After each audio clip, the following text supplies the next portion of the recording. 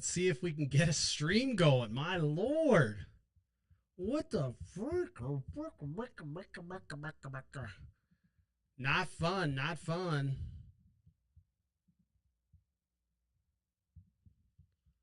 Let's see if we can get something going here. You're listening to Smashing the Party. This is your host, Nate Baumberger.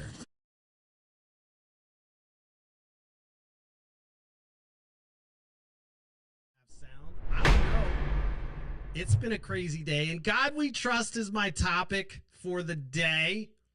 The reason I'm talking about this, give me a second here. I'm live streaming this. We'll fix this in post, but I'm hoping I have sound. It's been one of those days where all of a sudden people are telling me I don't have any sound. Let me see if I can hear the sound. Jeez. Do I not have any sound? Is there no sound? Is that what we're doing here? Do we have sound? Do we have sound? Do we have sound? All right. I don't know. I don't know, folks. I don't know if we have sound. Let me see if we have sound over here. Oh, we do. All right, we have sound on there. We don't have sound on the other one. That's fine. Who cares? All right, listen, I think we have sound. Someone can give me a sound check. It's just been, I don't know why all hell's breaking loose today. It's not fun, though. So, all right. I think everyone's here. Weird shit's happening, though.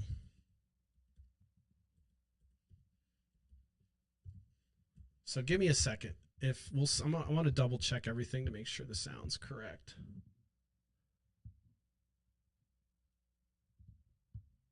That's weird. Bizarre.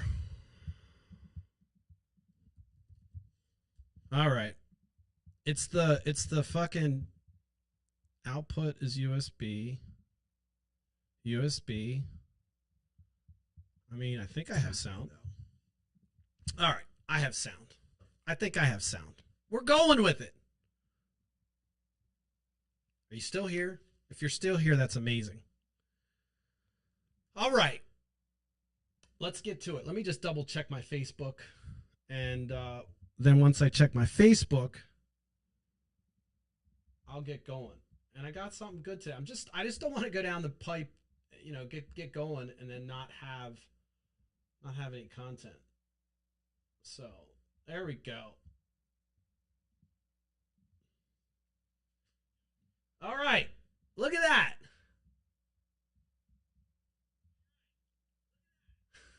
Jeez. Welcome to Smashing the Party. This is Nate. We will fix all this in post, as they say. In God we trust. I thought that was an interesting topic for the day. And it's relevant because right now we have folks in different states passing laws like when you go to school, you must read the 10 Commandments and weird shit like that. And so I figured I'd kind of go through some history. I'm also going to talk about Sharia law. Why am I talking about Sharia law? Because it's eerily similar to some of the things that we see happening in the United States. And there's a reason for that. So I didn't really know what Sharia law was. If you're a Christian or a Jewish person or a monotheistic believer, this is not going to be a live stream that's going to pick on you. I'm not trying to persecute or attack anybody. These are my opinions, but I want to talk about the separation of church and state. I'm going to go through some of the weird shit that's in Sharia law. We always hear Sharia law like, oh, the Muslims, they're going to practice Sharia law.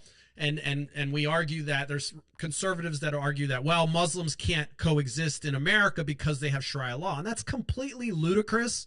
In fact, if you look at our Constitution and what the founders believed, kind of coming out of the period of enlightenment that they did, and also walking away from a entity that was tightly integrated with the church and state, They believed and formed the Constitution in a way that would give us religious freedom. It's part of the First Amendment, actually. That's a component of it.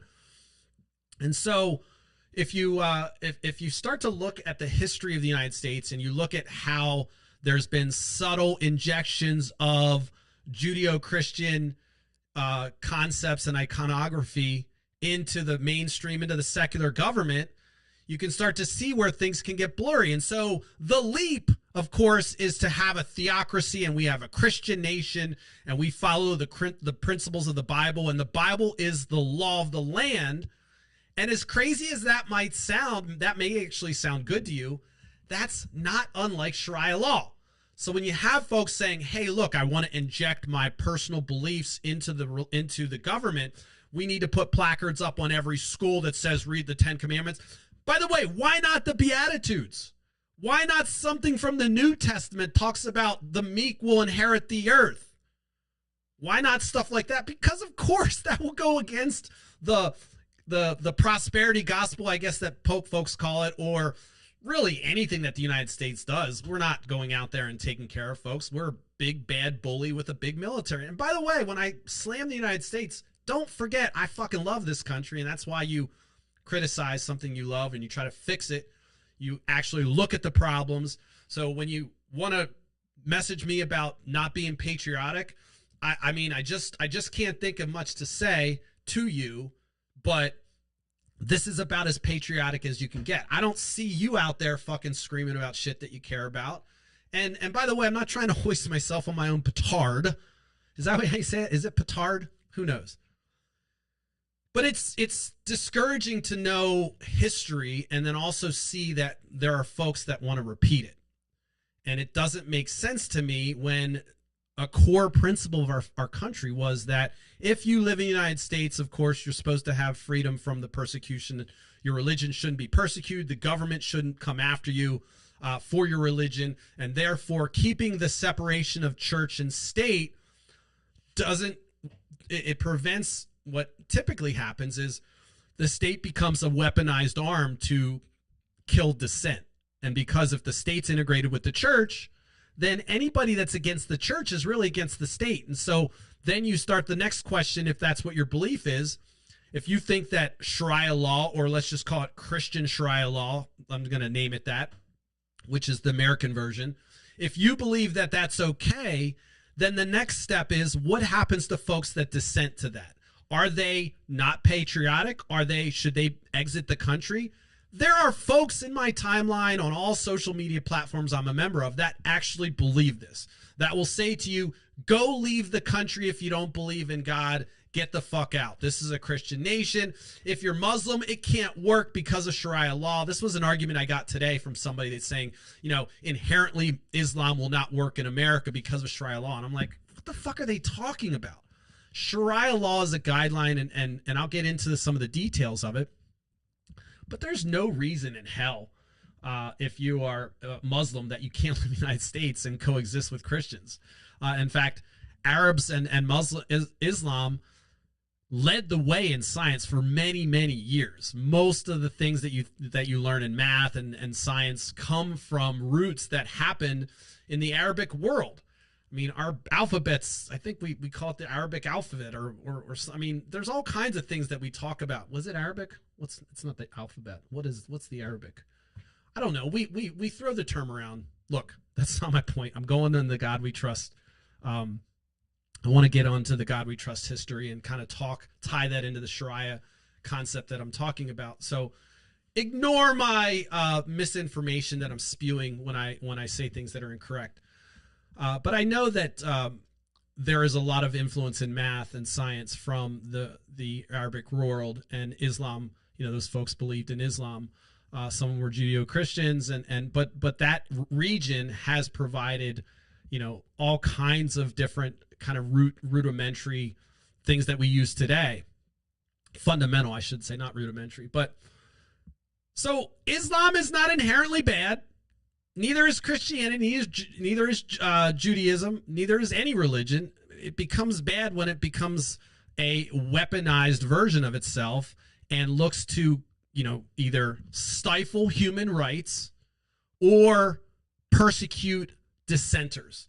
So I dove into this not knowing much about Sharia law. I don't know much about Islam. I mean, I know a lot about Christianity, probably more than you. And I say that, again, you know, my attitude. I say that because I went to Christian school, and the Christian school I went to, we played a game where you had to, and I was killer at this game.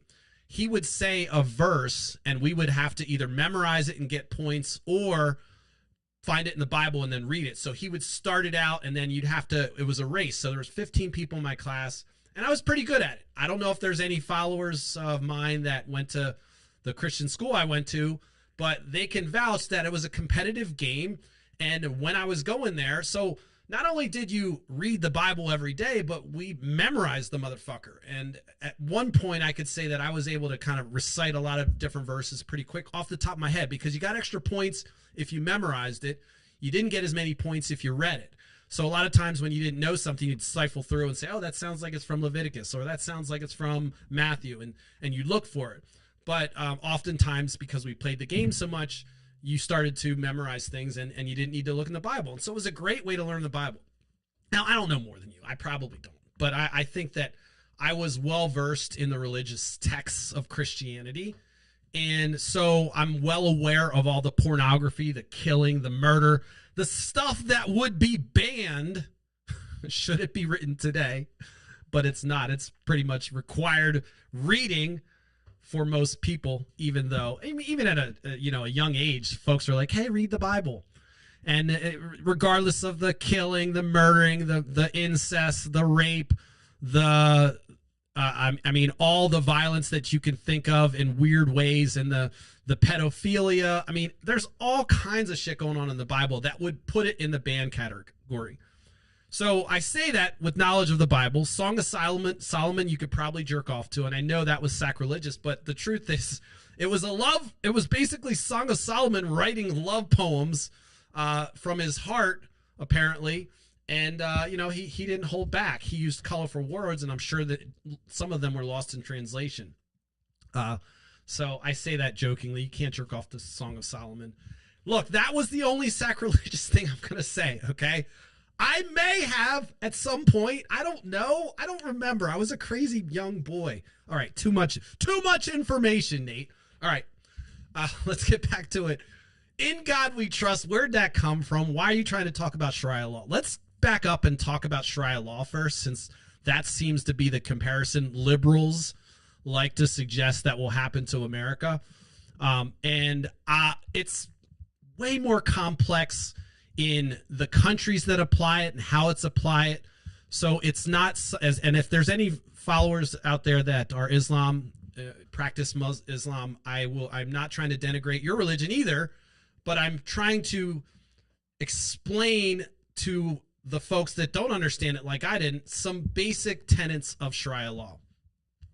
So I'm going to go with the academic version. If you're still listening, just fucking stay with it, okay? Stay with me today. Don't sign out. You will get a bonus round at the end. I promise it'll be worth staying. I'm going to do a big reveal at the end, okay? So you have to hang out until the very, very end. Let's get into Sharia law. What it is it's essentially a framework or an Islamic law that kind of encapsulates ethical and legal principles. And it's derived from the Islamic text. It's derived from Islamic traditions. It governs various aspects of a Muslim's life, including religious rituals, family life, business dealings, and moral conduct. And this is the thing Judeo-Christians love in America, as they believe that the moral and legal fabric should come from the Bible. I have talked to people that believe that you can legislate morality. Topic for another time, but absolutely false. By the way, if you follow me on social media, I've decided to only one-word response things that I agree with or disagree with, and that's with a true or false. Boy, does that frustrate people, but it's fun. Anyway, so there's 4 sources of Sharia law. Again, this is a legal framework that's derived from, not unlike the 10 Commandments, but think of it as more comprehensive. There's the Quran that is the ultimate guide. It's the holy book of Islam. And it's considered the literal word of God, just like what Christians believe. And so it provides fundamental guidance and directives and principles on how you, on different assets or different components of life. There's the Hadith, which is a collection of sayings and actions from the Prophet Muhammad, which provide further guidance on various issues. And there's the Jima, consensus among Muslim scholars on specific legal issues. So Muslim scholars will get together and kind of carve out and try to modernize some of those things. And also, anything new that comes up, they can kind of encapsulate that and wrap that into their Sharia law. And there's the Qiyas. And by the way, I'm sorry, I promise you, I know Islam is a peaceful religion, and I don't want to get the ire of any Muslims out there. And with the incorrect pronunciation of everything. And I'm just gonna admit to being a total fucking failure at pronunciation. But the final one is the Qiyas, Qiyas. It's an analogical reasoning based on the Quran and Hadith to address new situations. So they have this component that looks at new situations and says, okay, we need to come up with how that is integrated into Sharia law. It goes through the consensus among the Muslim scholars, and then it becomes part of that Sharia law. Now, there's different components of Sharia law that manage your life. So in the most intense governed Sharia law place, which is probably either Iran or Saudi Arabia. Iran wasn't always this way, by the way. You can see pictures of Iran in the 50s with women wearing skirts and looking very American, if you will, or just modern. But then, of course, the U.S. decided to get involved, and we found it that we could control them more if they had a theocracy. True story. That is fucking crazy that we essentially kind of forced a new structure on them that now puts them into a place where they fall under Sharia law. And it's been that way for a while. So if you look at the 5 components of Sharia law, there's something that guides and provides guidance and law around worship and how you worship. For instance, the mats and the times and the direction that you pray. Then there's the muamalat, which is transactions, and it's really guidance on how you handle economic issues, any social transactions, contracts, property rights, business ethics. And then you have personal status, which is awal shakashia. And that's laws concerning family matters. By the way, I'm not laughing because of these words, only just at my incompetence and research in trying to put this together and having these hard words to pronounce. I'm not a newscaster. I don't have a team of people that can help me pronounce them, so that's my excuse. So I'm using I'll use the American kind of translation so that I don't disrespect anybody. You have this personal, so you have transactions, which is kind of your economic side of the law, and then you have personal status, which has to do with laws surrounding marriage, divorce, inheritance, custody, kind of like child services or family. It's kind of like, all right, we're going to look at your domestic situation, and we provide guidance on how you should live your life in that way, and we handle those different situations. And then there's the 4th component, which is about the punishments, and there are specific crimes that require specific punishments, such as theft, adultery, apostasy, which is essentially saying, hey, I'm no longer a believer. These all have fixed penalties that are prescribed in the Quran and the Hadith. And so, this is where folks get a little scared and crazy, thinking that everything's about fixed punishments. And then you have dasir, which is discretionary punishments, which are crimes for which punishments are not fixed and can be decided by a judge based on the circumstances. So allowing somebody to say, hey, you know what, you did this thing, we're going to have this person determine what your punishment is. And it's not, we're not going to look in the Quran and cut off your hand, for instance, if you stole something. Then there's a way that this is applied, and that Sharia law has to be applied. So there's legal schools which provide that kind of consensus, and they're constantly reevaluating and looking and comparing the religious texts with modern issues, and they're They interpret Sharia law such as Hanafi, Maliki, Shafi, and Hanbali. Those are the different schools that have variations in how they interpret and apply the law. So you can see that it has kind of this structure of filtering and controlling the what the law is and the interpretation of it. It uses the religious text as a guideline and in some cases literal direction on how to handle certain scenarios.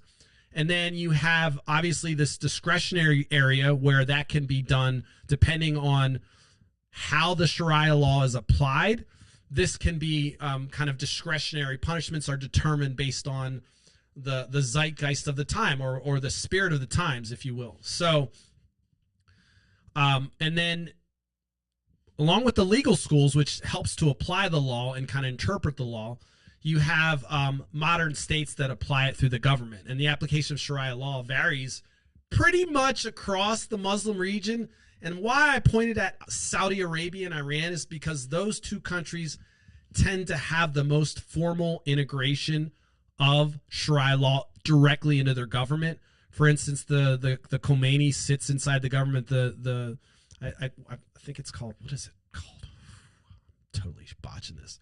Essentially, they have a grand leader that is a religious figure that is integrated and works with the law or legislators in determining how law is applied. And so you know, it's almost like thinking of it as like having the Pope as, you know, the fifth or the 10th Supreme Court justice, if you will.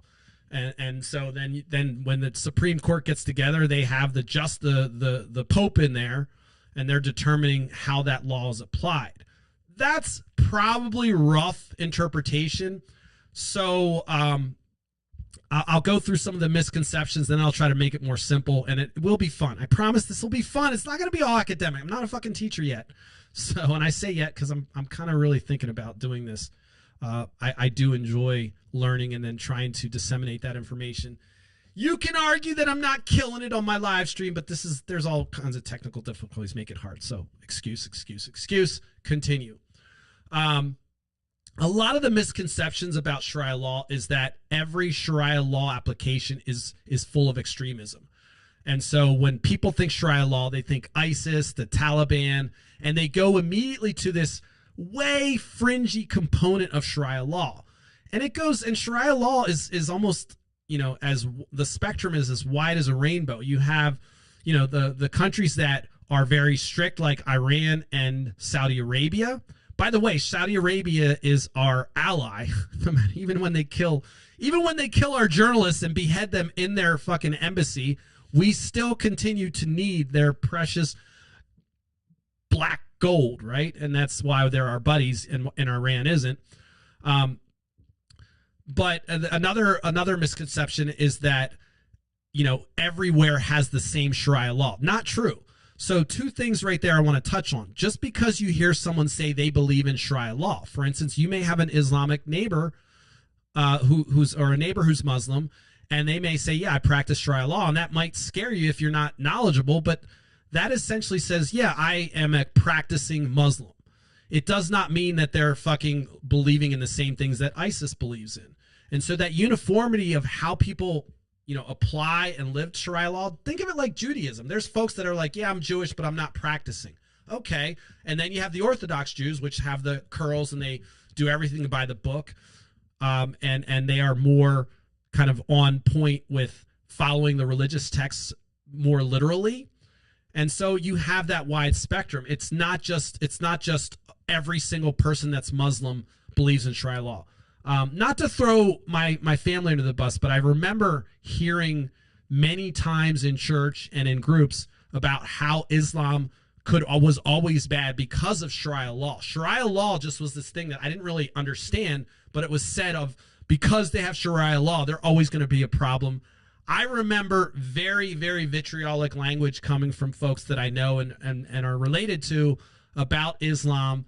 And I remember thinking, wow, I mean, it's just crazy that there's so many people that believe in this religion, which is essentially the brother or the cousin of Christianity. I mean, if you look at the tree of religions, they're all what I think they call it Abrahamic, language or religions, which means they are all descended from this figure Abraham and his family, the tribes and everything else. So Christianity, Judaism, and Islam are essentially related. Very, very, very, very related. So this idea that they're so far apart, they're actually very, very close, and they really worship the same God, which is mind-blowing, right? They're all talking about the same exact God. Monotheistic religion, same God, different branches. Not like we have different Lutheran, Episcopalian. It's way more different than that. Each one has its own religious text, but they're all derived from that same component, and they all believe in the same God. True story. Jews don't believe that Jesus was the Son of God. Muslims actually put Jesus as one of the prophets. And so, I would argue that Muslims probably have a higher respect for Jesus than even Jewish folks do. And I know Jewish people are going to hate that. I'm not fucking, don't say I'm anti-Semitic because I said that you guys crucified Jesus. No, but I think that the at least Christians believe Jesus is the Son of God. Jewish people don't, and Muslims believe that he was one of the prophets.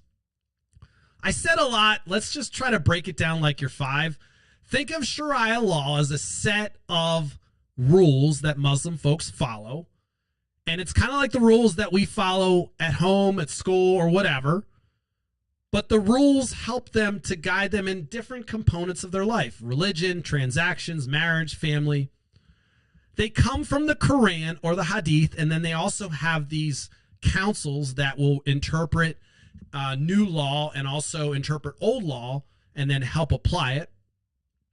The rules cover prayer, worship, economic issues, transactions, family, friends, buying and selling, punishments in particular, which Christians seem to focus on as the only thing that Sharia law consists of, is harsh punishments for people. Different countries apply it differently. There's no uniformity, as I said. So you can have, like folks like places like Indonesia are looser than places like Saudi Arabia or Iran. The rules, if lived by, are not violent. They help Muslims live a fair, kind, and good life. If you start to look at true Sharia law and you even follow the texts and even the structure that Saudi Arabia has, it's not an extremist religion. And in fact, it's also a pacifist religion, truth be told. It's not a religion that invokes war. There are fringe folks who have taken that and converted it into this horrible ideology, which is more violent and it's die at all costs. But not every single Muslim believes in the crazy stuff that those folks believe, or to the level they believe it. Just like we have people in America that are Christians that are way off the charts. And some of them are even so far off the charts that they live in states where they pass laws that say, hey, look, when you walk into this public building, you have to read these 10 things off that from my religious text. No questions asked. I kid you not. The next step for them is that instead of, you're going to do the pledge and then you're going to repeat the 10 commandments. That's what they're going to do next. You think I'm fucking lying? Bullshit. I tell you, this is what's coming. And we'll walk through some of the reasons why I believe that. One of the key components of Sharia law that Christians aren't aware of is they are to help people communicate, treat people fairly, live fairly, and live a good life. That is the reason for Sharia law. Now, I'm not selling Sharia law, but if you talk to folks that understand Sharia law, there's nothing in there that says, hey, go form a terrorist group and then kill your enemies. It's bullshit. That's not what Islam is. That was one of the things I remember when I was hearing it from folks that I'm related to and folks that I was learning religion from. I always question, I'm like, how can they be derived from the same God, believe in the same God, but be this violent sect that I'm hearing? And of course, the news reverberates that by suggesting this Islamic country has these terrorists, and it really puts that in our head. So I'm telling you right now, if you are fearful of Muslims, I would say to find one, and I would say to get to know them, because I will tell you, you'll probably find they live by a set of rules and principles that allows them to be kind. And if they're a true believer in their religion, they're going to be acting in a way that's not going to hurt you. They're not, I mean, so it's not foreign. I would say that these folks are probably much more Christ-like than even some Christians. Because I would say that if you're a practicing Muslim that believes in Sharia law and you're personal in those different areas, you're going to also be understanding of the fact that this is your personal choice and you're not there to inflict on other people. There's no evangelism in Muslim. You know, it's not like they're going out there to convert people, just like Christianity has. I mean, you don't see folks out there trying to convert people to Muslim, and you don't hear about that because it's not an evangelical religion. True story. So one of the things, there's three key ideas behind Sharia law. I am not selling Sharia law. I'm not converting to Islam. This is from my team of research, so don't get all twisted. But one of the core tenets is justice, being fair to everybody. Compassion is a core tenet in Sharia law. This is probably blowing your mind. You're like, wait a second. I thought all this shit happens. There is shit that happens, but it's when people pervert it, when they corrupt it. And the corruption of Islamic law has been something that Saudi Arabia, Iran, and many countries have done on different levels, just like the perversion of the folks that found America said, hey, we're Christian men, but we're going to enslave these other people that we think of less. And by the way, we're going to codify in our Constitution that they're 3/5 man. That has not happened in the Islamic world. By the way, in the Islamic world, slavery was not something that you were tied down to for life. Yes, they had slaves in Islam, but in Islamic culture, you could actually buy your way out of slavery. You could get out of slavery. So American slavery, though, quintessential slavery, that shit was like unique in that we actually were the first people to go, you know what? What happens if we breed them? Do we get to keep the kids and can we keep them as slaves? Cool. Chattel slavery. So America's version of slavery was way more crazy than the slavery that existed in the Arabic world. The reason I bring that up is because when it comes to the component of the issue of slavery, if you look at its history, there's an argument that suggests that, you know, who were the first enslavers, and sometimes it's the Christians, sometimes it's the Muslims, and sometimes it's whatever. And so there's an argument, an academic argument back there. But I want to point out that in the worst of the worst slavery in the Arabic world, you could still get out, and they weren't breeding them for more. Now, you can talk about the Bible and how all the things that they did to the Jewish folks in those religious texts and maybe make a counter argument. But for the most part, slavery was not something that you were born into for life. And that was partly because of the fact, actually mostly because of the fact that they lived by different laws. Justice, being fair to everybody, compassion, being kind and forgiving, helping others, doing what's best for everyone. This is really the core tenet of Sharia law. So Sharia law, on its surface, is a guidance, maybe a self-help book you can think of, and I'm not minimizing that for you Muslim folks, but it really isn't this scary thing that you're thinking about. Now, men take that and they corrupt it and use it for power and control. That's where it becomes bad, and that's why I would argue that any religion that integrates with the government becomes bad, especially when you have the implementation of your religious texts, you know, arguing for things that are happening today, and you have no way to handle these scenarios that, you know, when people didn't even know about them, you know, 2,000 years ago. So the major difference too is that different people believe in different levels of Sharia law. Just like, hey, I may be Christian by birth or by adoption, but I am not a practicing Christian. I can certainly understand the religious, the Christian texts, and I have Christian relatives, but I'm not a Christian, but I'm certainly kind of derived from that architecture growing up. And I was indoctrinated with that. I say indoctrinated because that's what it was. I didn't have a fucking choice. I was grounded if I didn't go to church. I remember several times where I woke up and I was the only person home. True story. You motherfuckers are going to say this is a lie, But and I'm talking to my family. I love you. When I say motherfuckers, I mean with that in the endearing, most endearing way when I talk about my family. But I'm saying I remember waking up and no one's there, and my whole family. Remember, I have a family of 15. Everyone's at church, and so if you missed church, you were grounded. And so I would actually they would let me sleep in. I was a deep sleeper. I was probably up all night while everyone was sleeping. Sleep through it. Maybe my brothers thought it was a joke. They're like, "Hey, fuck it." But I remember 3 times where I woke up, no one was in the house. Did I have rapture fucking trauma? We'll talk about that another podcast. But I didn't have a choice. There was no choice for me to believe in something else. If I had declared that I didn't believe it, I remember my mom telling me that she's my middle name starts with a T, Thomas, and she said, you're just like the Bible, doubting Thomas. And I remember that, and I don't think she was being mean. She might have said it in jest, but I remember at a young age questioning it. But there was an enforcement that I had to follow. I am not slighting my parents for forcing their beliefs on me, but that is what happened. And so we just have to call a spade a spade. Cultural differences for folks. Sharia can be practiced differently depending on where you live, what your culture is, what your belief system is. Indonesia might practice differently than those in Saudi Arabia. Some countries, as I said before, specifically Saudi Arabia and Iran, have integrated Sharia law into the legal system. And it affects things like marriage and business and pretty much those components of your life that I talked about before.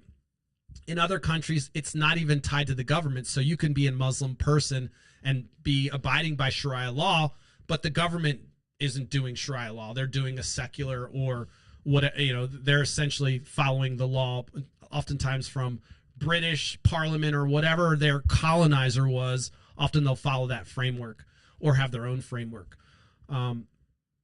So it's not always tied directly into the government. So when I say that, think of it like this.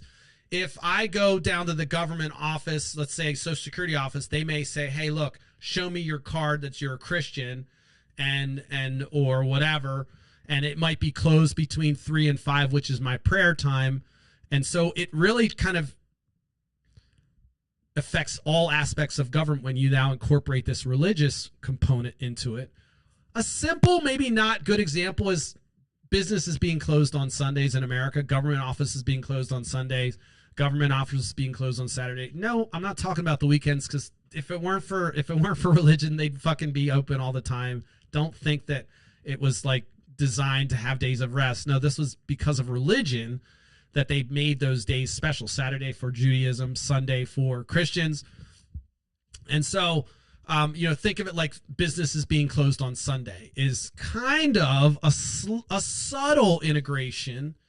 Maybe you can't buy alcohol on Sundays. That was a thing that happened in Pennsylvania for so long. You couldn't buy alcohol on Sundays, which is fucking weird, right? But the true story. So that's kind of a light version of what I would say is analogous to Sharia law. A lot of places have mixed Sharia law. But remember, when I started to define the 3 components of Sharia law, it's about justice, it's about compassion, it's about helping others. True story. That's Sharia law. Saudi Arabia, Sharia law is the basis for the legal system. It covers both criminal and civil matters. The country enforces it strictly. We're going to talk about what that means. This is our ally. Saudi Arabia, our ally. Sharia law is the basis of their legal system. Iran also has a legal system based heavily on Sharia law, particularly in personal and criminal matters. And that wasn't always the case that they held to that level until we kind of enforced that by putting the Khomeini in charge. And then they just integrated that into their legal framework. And now Iran, going from mini skirts and bathing suits to full-blown habibs and burqas that now women are required to wear to cover themselves. And at one point you could go back and see there's grandmas right now that used to roll around in bikinis that are now covering their entire body and can't look at men and have all these rules because of this new Sharia law, which the United States helped to put into place. We'll get into that someday. Sudan's another place that has Sharia law and it also tightly integrated in the legal system. especially in northern Sudan. I'm not a Sudan expert, but we've heard many of the challenges that happen in Sudan, and a lot of it comes from the persecution of those who dissent against it. It's crazy, right? Afghanistan, under the Taliban, law is, and Sharia law is tightly enforced. We helped to put the Taliban there. Don't fucking kid yourself. It covers various aspects of daily life for anyone living in Afghanistan. Somalia is another place. So you can start to hear a trend. We know, as you're American, you probably heard of Saudi Arabia, and maybe not in a bad context, but we've heard of Iran in a bad context. We've heard of Sudan in a bad context. You've heard of Afghanistan. We spent trillions of dollars there. Somalia is a fucking shit, has been a shit pile war for a long time, and we know about the persecution going over there. If you've lived and breathed in the last 50 years, you know something about that, or you've heard about it. Those are the most conservative places on the planet for Sharia law. Now, you can have pockets in different countries, but in those cases, when I talked about those three major components of justice, compassion, helping others, it's been corrupted. And we're going to talk about why. Remember, I named this In God We Trust. And again, whether we're talking about Sharia law or Judeo-Christian law, it's the same God. So Muslim may call it Yahweh or Allah, or Jews may call it Yahweh, and Muslims may call it Allah, and we call it God, but it's the same Sky Daddy. Sky Daddy, same. Okay? Those four countries are probably the most conservative Sharia law applications on the planet. Malaysia loosely follows Sharia law. It's mainly for personal and family matters among Muslims, and it's civil law that governs everyone else. So, it might be kind of like the Amish, where they have their own order and they have their own rules, but then they also live within the framework of our country, and they have to follow our rules as well. So Indonesia is the world's largest Muslim majority country, uses Sharia law in specific regions, but not everywhere, mostly for personal matters, and it has a more liberal approach compared to some of the stricter countries. United Arab Emirates has Sharia law influence in the legal system, but the UAE also incorporates civil international laws. Again, think of it like, all right, we believe in Sharia law, but we're going to, this international and these international laws supersede our own interpretation of Sharia law, and that's how they apply it. And it leads to a liberal interpretation of Sharia law. So they're pretty flexible there. Jordan, Sharia law is primarily used for family law. The country has a more modern legal system now, though, and it also incorporates civil law practices and principles. Tunisia is a very secular legal system, but it has Sharia law influencing it, mostly on personal status laws. I'm not sure what that is. My researchers didn't give me any notes. But it generally is a very liberal and progressive viewpoint of Sharia law. And so what that means is they're less stringent on the punishments. They're less stringent on some of the legal interpretations. And they're also probably much more open to modern reviews or modern exceptions to things that aren't covered in the religious texts. And so Sharia law spans, when you think of Malaysia, you don't think of, terrorists.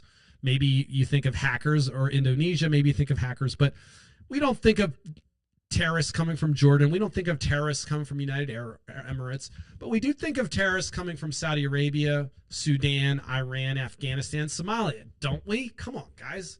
This is crazy. So we can start to see that the countries that have this strict Sharia law also have the tendency to have more extremism. It breeds extremism. In Saudi Arabia, if we remember 9/11, that was done by mostly folks from Saudi Arabia. Why we went in Afghanistan? Fucking oil and poppy, bro. Poppy seeds. I mean, think about the timing of our opiate pandemic. Right after Afghanistan, all of a sudden, here we go. Big pharma really loved us going to Afghanistan. True story. And, of course, then they rolled out what we all know as opioid pandemic that we had, and we still have. The nature of the government, whether it's theocratic, when I say theocratic, that means it's tightly integrated with some religion. Secular, it's not integrated with some religion, or mixed. It does influence the Sharia law.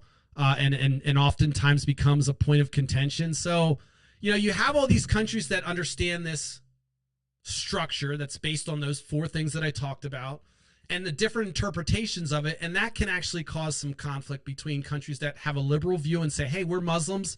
And then a country that has a very strict view might say, hey, you're not Muslim because you don't do X, Y, Z. So you can have this kind of internal turmoil.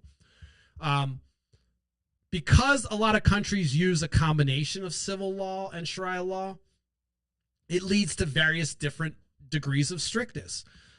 Saudi Arabia being strict because they're tightly woven into their civil framework. Indonesia, loose. And so that also creates tension between Muslim countries. It's like, you're a fake Muslim country, you're a real Muslim country. That kind of thing can happen. But it really ranges, and that's the most important thing. I want to stress a couple things before I move on to the next point, and I will get to my point, in God we trust. But the application of Sharia law varies depending on where you are. It varies depending on the type of government. It can vary from region to region. It can vary within countries. And certainly you can have orders that believe in a certain application of it, kind of like we have Amish people in America where they believe in Christianity, but they were locked in the 1800s. But they are still abiding by our laws, and they still, they're not out there trying to say, hey, you know what, I murdered somebody, but our religion, we punish it a little differently. It's not like that. If they do something in our system, then our system applies to it. But they have their own internal rules that they live by, which coincides with their personal beliefs. Now, Sharia law. I didn't know any of that stuff. Maybe that's interesting, maybe it's not. But one of the most interesting things I want to leave you with is just because someone commits to living by Sharia law does not make them a terrorist. In fact, if they have truly committed to Sharia law, the three tenets that I will repeat again for you of Sharia law are justice, being fair to everyone, compassion, being kind and forgiving, and then helping others, doing what's best for everyone. So when you find someone who lives by Sharia law and it's not corrupted, that person's probably going to be much more like Christ than all the folks that claim to be like Christ here in America. So bring on the Muslims. Bring on the folks that live by Sharia law. Sounds fantastic. And I'm telling you, that's the real view you should have. Islam is a peaceful, non-violent religion. Way less than Christianity. And I'm not going to make that argument that Christianity is bad. I'm just saying that when you radicalize any religion, it becomes corrupt and it can become radical, and they misinterpret the things that they understand to be religious texts to their benefit. Same thing happens in America. And I'm going to get to my ultimate point, in God we trust. Let me see what else I have here that's interesting. So there is, depending on the country, there's a lot of folks that are moving towards making Sharia law less a part of the civil government. So Muslims also are aware of the fact that when you integrate Sharia law with government, with civil government, it creates problems. So there's a large movement of Muslims out there that are anti kind of having this theocracy like Saudi Arabia, Iran, and those other countries do. So it's not monolithic. Monolithic means uniform or the same or one thing. Islam is not a monolithic religion. It's not just one way. It's not just one size fits all. It's just like Christianity, just like all the different branches of Christianity. We have cults in America that form out of Christianity. They believe in Jesus. They go get a compound and then do some crazy shit. And they're doing it in the name of the Christian God. True story. We will then, the media will then kind of cover that up and say this is a cult and say all these other things. But there's been many cults in the United States that are derived from the Christian text that are just as violent and crazy as some of the radical Islams that we hear about. But the majority of folks, 99% of folks that believe in Islam, probably higher than that, I don't want to fuck it up, are pacifists, are peaceful. They have bamboozled you to believe that Islam is a violent religion. It is quite the fucking opposite. So every time I hear that, I cringe. I remember cringing when I heard it, and I knew nothing. When I was a child and I heard that Islam was bad, I was like, how can that possibly be? How could somebody be born in a religion and just automatically want to do all those things? It made no sense to me. No one would answer that question for me. No one. I couldn't ask questions. And I'm saying that angrily. I was not allowed to ask questions like that. I was considered a doubter by that. And so I fought against my indoctrination at a young age. And I don't say that to put myself on a pedestal, but it made it very difficult for me growing up, being kind of in that mode. And it probably led me to behave the way I did in many instances, because I was kind of being forced a certain way to think that I didn't understand and didn't agree with. And I would argue that there are still folks that I'm related to that think that Islam is this violent religion. I'm looking at you. Stop fucking believing that shit. It's making you look stupid. It's also making you not like your fantasy daddy, Jesus Christ. So I actually just, it disgusts me when I think about how old I was when I heard that, and I didn't question it. I just kind of put it in the back of my head. And you know, I learned about Sharia law even recently. When I learned this, it blows me away that the tenets of it are about peace, love, kindness, much like the Beatitudes, less like the 10 Commandments. Mind-blowing, right? I will tell you, I'm not being incorrect here. I'm telling you the truth. This isn't being made up. This isn't me trying to sell you Islam. But what you're seeing in the media is total fucking bullshit. Saudi Arabia has a theocracy. That is the scariest place on earth to me. We had a journalist that was beheaded. One of our Washington Post journalists was beheaded during the Trump years. Jared Kushner set it up. And we just fucking poo-pooed it. No retribution. I think maybe the prince gave an apology. Listen, I don't want to go there. That's pretty fucking crazy. That's power beyond power. Killing an American journalist and getting away with it, and then shaking the president's hand the next day and the president's son, and just onward. That's real shit, yo. That's real fucking shit that happened. Crazy. Stay the fuck out of Saudi Arabia. That's what I would say. Jesus. Anyway, so we know that all countries that practice Sharia law, based on the information I provided you, and you can back any of this stuff up. It's not made up things, but not every country practices Sharia law the same way. So, and we know that the countries that practice it, that haven't integrated in their government, if you're truly believing in that religion and you have a civil legal framework, but you've decided to personally live by Sharia law and you're following its tenets, I will say that person's most likely probably very kind and someone that you probably want to get to know, because by their religion, by their core beliefs, their modus operandi, their MO is to be kind, compassionate, help others. True fucking story. So, you know, Sharia law, not necessarily bad. Sharia law and government, yeah, in God we trust. That's where we're going. Malaysia, Indonesia, Egypt, loose lips on the Sharia law.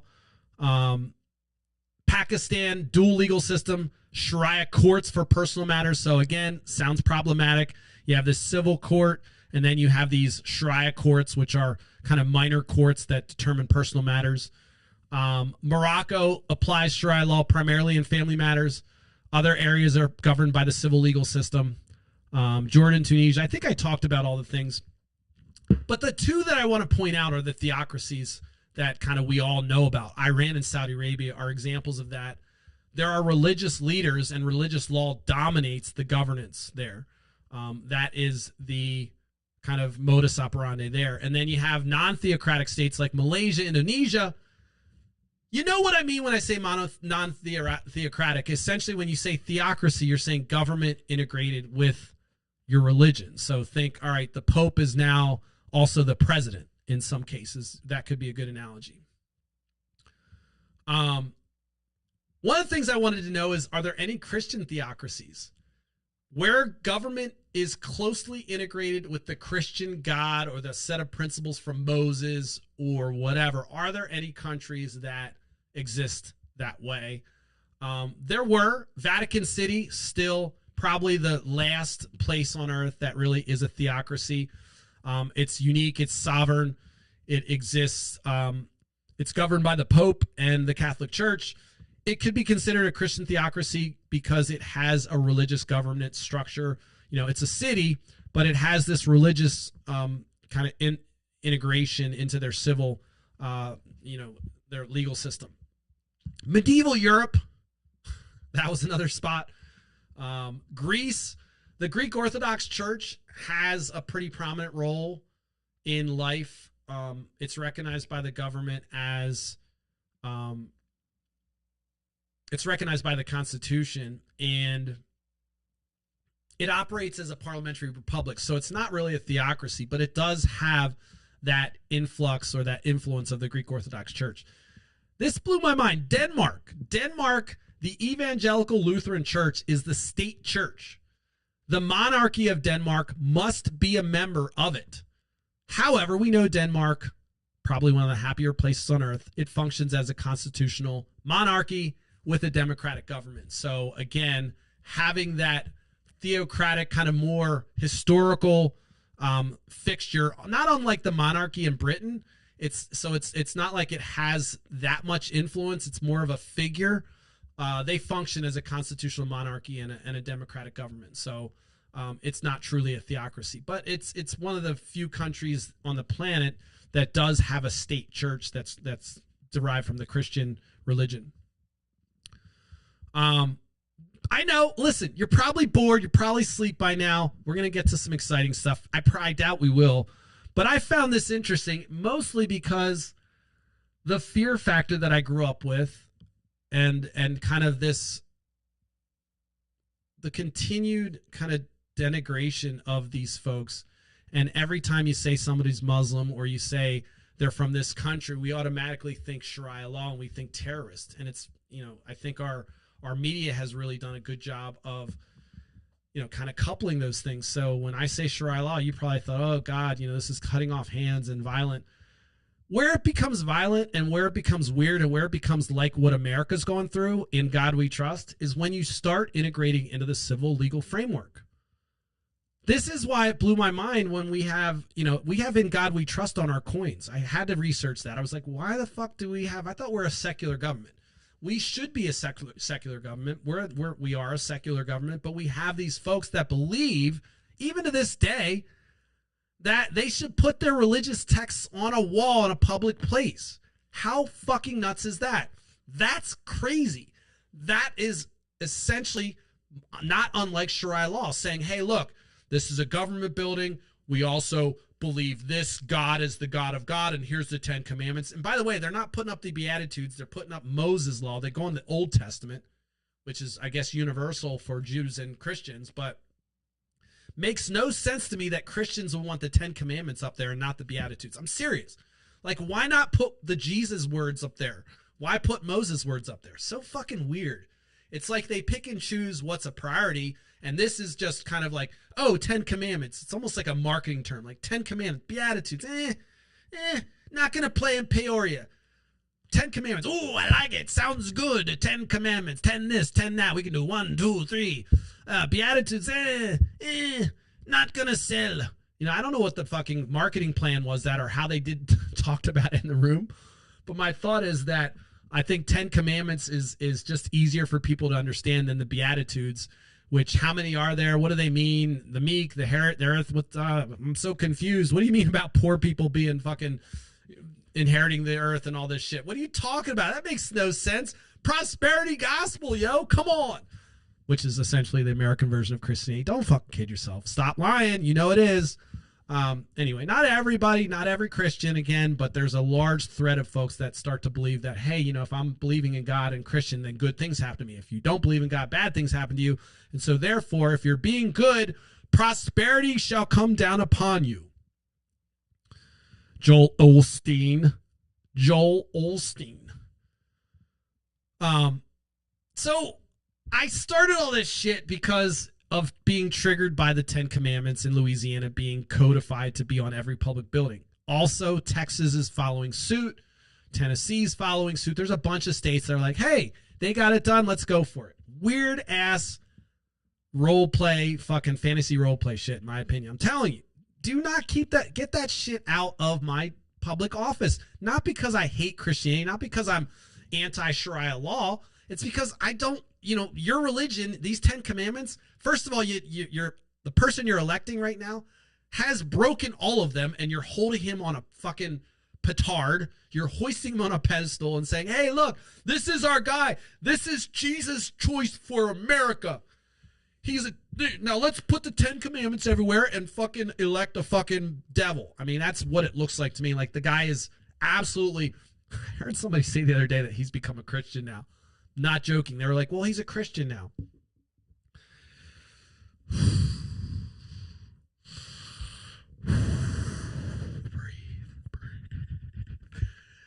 Okay, so Donald Trump's a Christian, and he's chosen by God to fuck porn stars. I guess. I mean, God's pretty dope if he's like, yo, Donald, gonna give you daddy's money, gonna let you fuck porn stars, roll out some shoes. You're gonna be president of the United States. It's gonna be the greatest president of the United States. It's gonna be the best thing. It's gonna be the best. You're gonna be the best president. And then when you converted to Christianity, God was like, I find favor in you. The Christian's like, oh my God, he's a Christian now. So when Donald Trump became a Christian, that's when he really sealed the deal. And then, as we know, he lives the Christian life every day. So not making fun. The fact that Christians embrace this charlatan is crazy, because he totally shits all over Christianity by saying that he's a Christian, by kind of playing you guys. I don't know. It seems like a Pharisee or whatever. I mean, it sounds like the craziest shit in the world, but all the stuff that Christians talk about in the religious text, you're watching them fall for it in real time.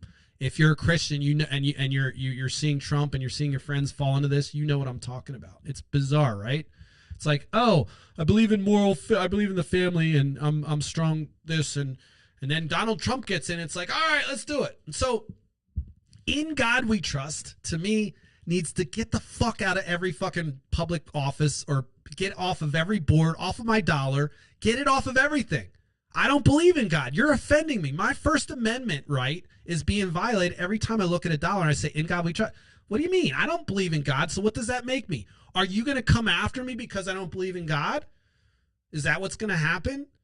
I'm saying this truly. I think it should be kept far the fuck away from every public building, because we know, look, you could say, well, Nate, it's like the principles of no. Human history tells us that when you integrate, including the Church of England, the Greek Orthodox Church early days, the Pope early days, when you integrate religion with civil government, you create problems. And we're going to talk about some of those problems. I don't know if I'm going to go all night. I'm looking at my stream. It still says I'm live, so we're good.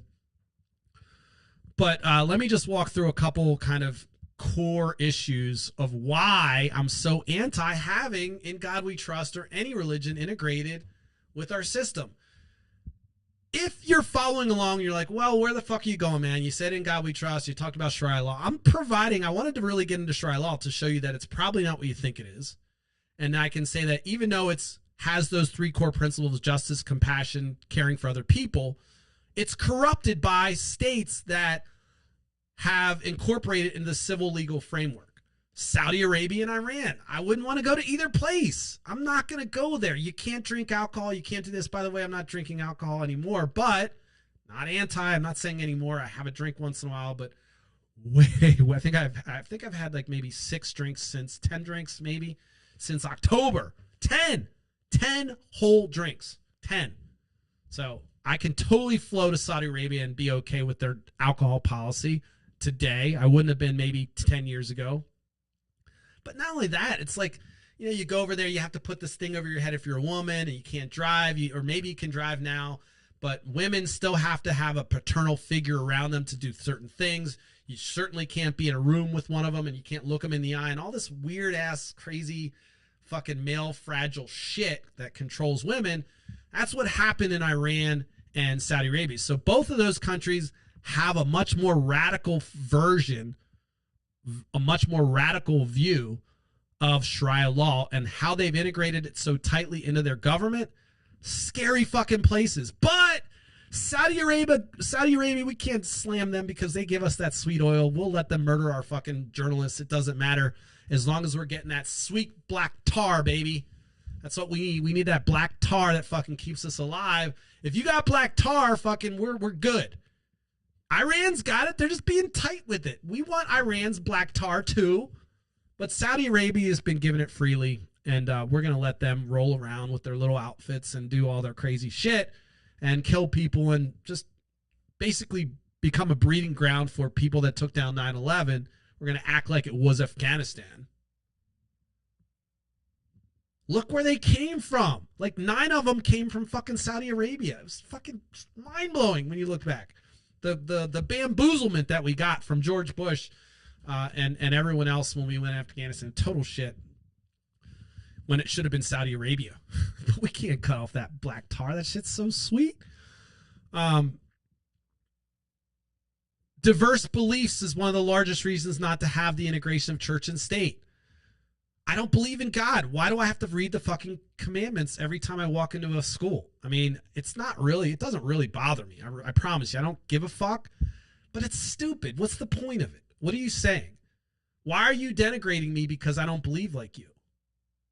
I don't need to see in God we trust. In Yahweh we trust. In Allah we trust. Maybe put in Allah, in Yahweh, in Ganesh, and then just list a whole bunch of them. And maybe that's fair. And then put a little thing that says, also for you non-believers, you trust in whoever you want. Maybe your higher power is yourself. Cool. Now we're talking. Now if you want to put on the dollar bill this statement, I'm going to make it up as I go. In God we trust. In Yahweh we trust. In Ganesh we trust. In Allah we trust. In Shinobi we trust. In Zeus we trust. In the fiery dragon, of course, we must also trust the Jedi Sith and the Jedi Knight, as well as the Jedi Lord, and as well as the non-believer. Thank you, and have a good day. Okay, if you want to put that on the dollar bill, I'm down. Because it seems to me like you're just trying to fucking cover all your bases. Okay, when you say in God we trust, I'm like, I'm an Allah guy. I'm an Allah guy. Maybe tomorrow I'm a Yahweh. Maybe tomorrow I'm a Jedi Sith. You say there's no Jedi Sith, but I'm not believing. I mean, the religious texts suggest otherwise. We know the religious texts of the Jedi suggest that there's a whole universe out there. And am I talking fantasy? I guess. Are you? I don't know. But if you can do it, why can't I? I don't know. Do you see what I'm saying? It's so fucking stupid to put your religion in front of mine or anybody's. Because we can make this argument all day. Oh, America wasn't founded on Christian. No. Where it came from there, during the Civil War, when folks were trying to rally the troops, different times, in God we trust became a mantra for folks. During the Civil War, like in God we trust. All right. So, again, not having access to information, everyone was pretty much uniformly Christian, mostly indoctrinated. Of course, there were free thinkers out there, but the indoctrination was strong back then. And so in God we trust made sense to unify it, used to create a sense of unity amongst your peers. We all believe in the same thing. We're together. Okay, we're going to march down. We're going to take down the Confederacy. True story. That's where the first kind of term in God we trust was codified on coins. It was removed post-World War II or post-Civil War. Folks then kind of reverted back to whatever. And then the 1950s